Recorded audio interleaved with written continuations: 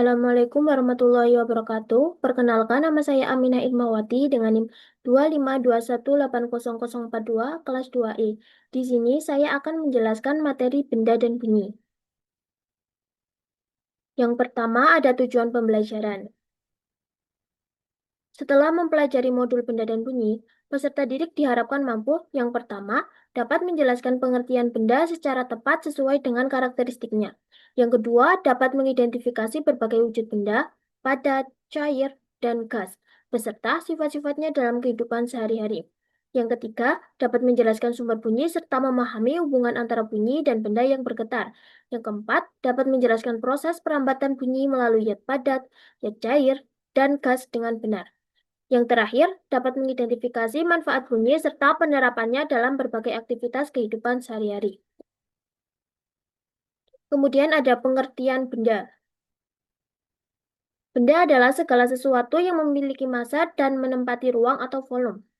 Semua benda yang ada di sekitar manusia seperti meja, buku, batu, air, dan udara termasuk ke dalam benda karena memiliki massa dan membutuhkan ruang untuk keberadaannya.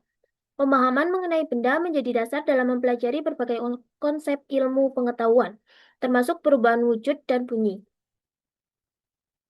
Selain memiliki massa dan menempati ruang, benda juga dapat diamati menggunakan panca indera seperti dilihat, disentuh, atau dirasakan. Setiap benda mempunyai ciri yang berbeda sehingga dapat dimanfaatkan sesuai kebutuhan manusia. Contohnya, gelas digunakan untuk menampung air, buku digunakan untuk belajar, balon berisi udara atau gas. Selanjutnya ada wujud benda dan sifat-sifatnya. Wujud benda.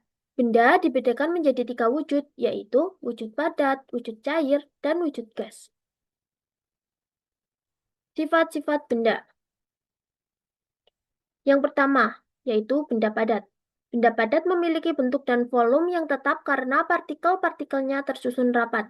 Contohnya meja dan buku. Sifat benda padat antara lain, yang pertama bentuknya tetap, yang kedua volumenya tetap, yang ketiga sulit berubah bentuk. Yang kedua, benda cair. Benda cair memiliki volume tetap tetapi bentuknya mengikuti wadah tempatnya berada, seperti air dan minyak. Sifat benda cair antara lain yang pertama bentuk mengikuti wadahnya, yang kedua volumenya tetap, yang ketiga dapat mengalir.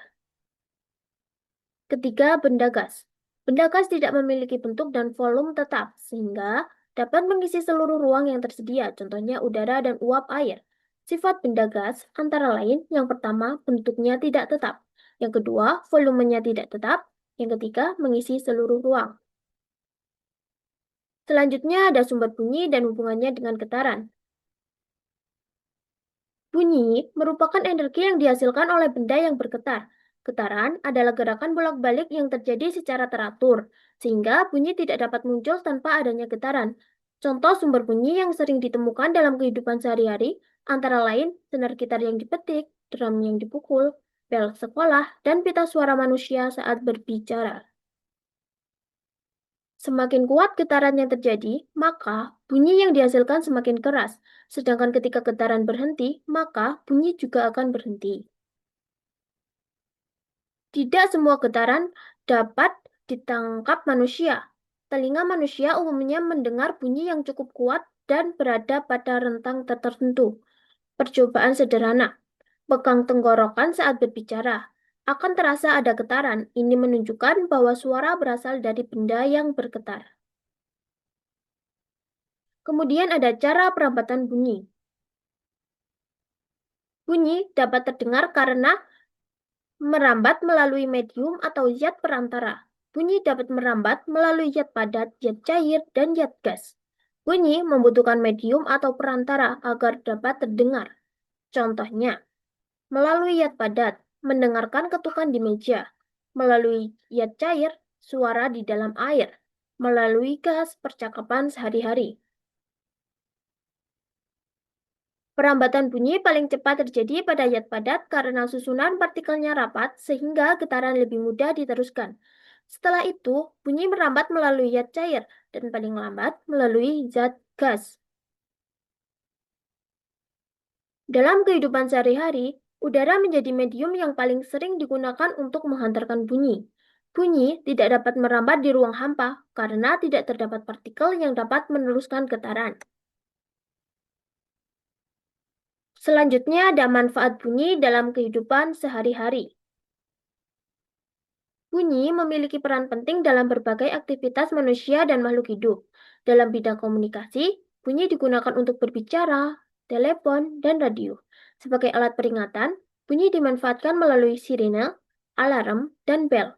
Dalam bidang kesehatan, bunyi digunakan pada alat USG untuk membantu pemeriksaan medis. Selain itu, bunyi juga dimanfaatkan dalam transportasi melalui sonar dan klakson, dalam dunia hewan untuk berkomunikasi dan mencari arah, serta dalam bidang hiburan seperti musik dan televisi. Dengan berbagai manfaat tersebut, bunyi menjadi bagian penting dalam kehidupan sehari-hari. Sekian yang dapat saya sampaikan, kurang lebihnya mohon maaf. Wassalamualaikum warahmatullahi wabarakatuh.